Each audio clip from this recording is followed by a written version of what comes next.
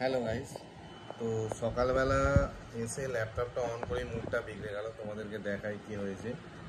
ল্যাপটপে তোমার ধরো অন আছে এখন, কি সমস্যা কে জানে। নতুন ল্যাপটপটা কিনেছি তোমার তিন তিন থেকে 4 মাস হচ্ছে। এর তোমার কিছু একটা ইস্যু হয়েছে। তোমার চার্জিংয়ের পিনটা খুলে দেবে বন্ধ হয়ে যাবে, হয়ে যাবে। মানে ব্যাটারি মনে হচ্ছে কিছু ইস্যু হয়েছে। তো আজকে আমি ভাবছি সার্ভিস সেন্টার নিয়ে যাবো। কালকে থেকে এরকম হচ্ছে, আমি ভাবলাম হয়তো অন্য কিছু প্রবলেম। তো নেটে কিছু সার্চ মেরে দেখলাম যে ব্যাটারির ইস্যু। তো আজকে সার্ভিস সেন্টার নিয়ে যাব। তো ওখানে গিয়ে চলো তোমাদেরকে দেখাচ্ছি কী হয়েছে। তো ফ্রেন্ড, আমরা এখন রেডি হয়ে বেরিয়ে পড়েছি। আমি আর আমার ভাই এখন যাচ্ছি বর্ধমান। তো দেখতে পাচ্ছ রোডে বাইক চালিয়ে যাচ্ছি আমরা দুজনে।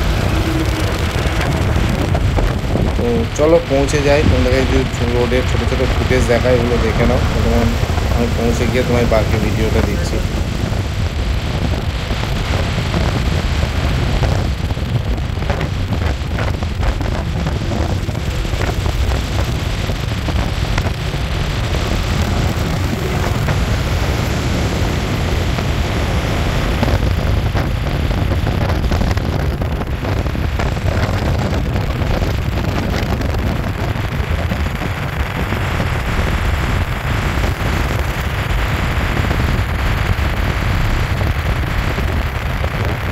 তো গাইস, আমি এখন চলে এসেছি বর্ধমান। ল্যাপটপটা নিয়ে পিছনে ব্যাগে আছে। তো ওটা নিয়ে এখন যাবো সার্ভিস সেন্টার। তো সার্ভিস সেন্টারে গিয়ে তোমাদেরকে জানাচ্ছি কেমন কী কন্ডিশন হচ্ছে, তোমাদেরকে দেখাচ্ছি। ফ্রেন্ড, এটা হচ্ছে স্যামসাংয়ের সার্ভিস সেন্টার। চলো ভিতরে গিয়ে দেখি কি হয়।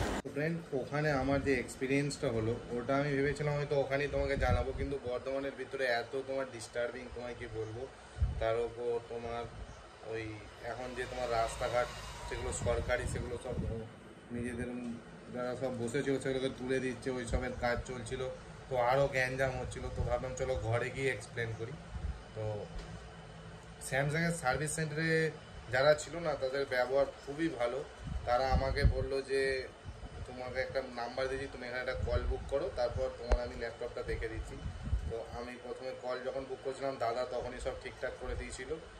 দিয়ে কল বুক করে আসার পর আমায় বললো যে তুমি ল্যাপটপটা এখন নিয়ে যাও, তোমার কাজ যেমন করছো করো, যেমন চার্জে লাগিয়ে, যেমন এখন আমি করছি দেখো ল্যাপটপ অন আছে। তো 1 সপ্তাহের মধ্যে ব্যাটারিটা চলে আসবে। আমায় বলেছে 1 সপ্তাহের মধ্যে তুমি আমাকে আবার কল করবে।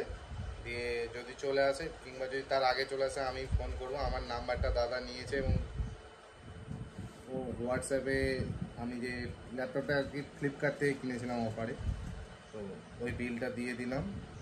4 মাস মতো বয়স হয়েছে, হিসেব পুরো ফেব্রুয়ারির 19 তারিখে নেওয়া ছিল এটা 2024-এ। তো এরকমভাবে আমি এক্সপেক্ট করতে পারিনি এটা স্যামসাং এত বড় ব্র্যান্ড ভ্যালুওয়ালা কোম্পানি। তো দেখা যাক কী হয়। তারপর তোমার কল বুক করার পর ওপর থেকেও ফোন এসেছিলো। ওরাও বলেছে যে ওদের চেকিংয়ের জন্য ওদের যে তোমার টিম আছে সেখান থেকে লোক আসবে। তো ওভারঅল স্যামসাংয়ের সার্ভিস কিন্তু খুবই ভালো। তো তোমাদের যদি কারোর স্যামসাংয়ের সঙ্গে কোনো এক্সপিরিয়েন্স থাকে কমেন্ট করে জানাতে পারো।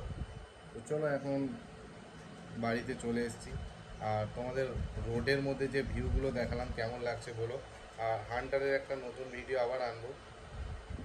তো দেখা যাক কবে আসে সেটা, কারণ ওর একটা তোমার সাউন্ড আসছে এক্সট্রা, তো ওটার সম্বন্ধে তোমাদেরকে বলবো। আর আগের সাউন্ডগুলো নিয়ে ওদের শোরুমে গিয়ে যা এক্সপিরিয়েন্স হয়েছে কিছুই বলার নেই। বিশেষ করে মেমারি শোরুমটা তো আমার ঠিক পছন্দই নয়। আর নেক্সট টাইম ধরো সার্ভিস করবো আবার 4,500-এ, ওটাও আমি বর্ধমানেই করাবো ভেবে নিচ্ছি, কারণ এখানে আমার যেমন চাহিদা সেটা মিট করছে না ওখানে। তো চলো ওটারও ভিডিও তোমাদের কাছে দেবো, সেকেন্ড সার্ভিসে কী কী হচ্ছে। আমার গাড়িটা তোমার নিয়ার অ্যাবাউট 2 মান্থ হতে চললো, প্রায় তোমার 2,800 মতো চলে গেছে এখন অবধি। এই ব্লগটা কেমন লাগলো কমেন্ট করে জানাবে। ভালো লাগলে একটা লাইক করবে, আর এরকম টাইপের ভিডিও দেখার জন্য চ্যানেলটা সাবস্ক্রাইব করে রাখবে। তো ভাই, থ্যাংকস ফর ওয়াচিং।